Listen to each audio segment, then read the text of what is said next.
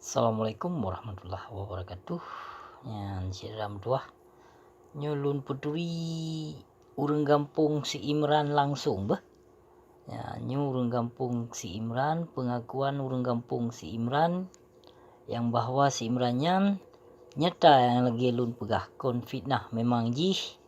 pancuri kameng dan saban informasi yang lun trimong na padung-padundro dari urang kampung si Imran dari Malaysia na bahkan di Jakarta rame dan cit urang kampung si Imran Pathe yang pancuri kamengnya di Nisamji di Alu Papun nacit urang pegah di Alu 2 urang kampung ji pinasit urang pegah baklun saban informasi yang lun trimong jadi nyolun pendengar voice urang kampung si Imran pengakuan bah ya na dengar ke drone bentuk dusta lun tepekilun urang tebar fitnah jadi na dengar ke drone cedera yan lagi di Imran abu cukup pali urang ada nu pegah baron ilung na ngon long kan tapai kerja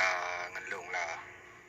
kan tapau kampung ji di belah kampung awak ji kampung itu ri datai pegah di Imran yan pegah mutre pali urang pegah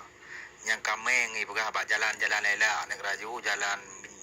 minje jalan puto hang apawi abe cu awa ya kameng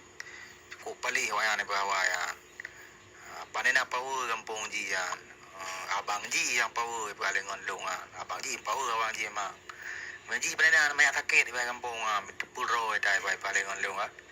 angga iji ti Imran Pathe paya ro jino anda andalkan ro iji na keluarga to rata rapat na anggota dewan ro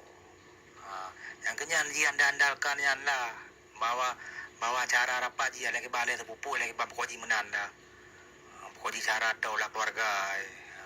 anggota yan na cedera dua berarti yang lun trimong informasi dari full lun pegah si Imran nyan pancuri kameng berarti saban yang lun trimong informasi dari urang kampung si Imran yan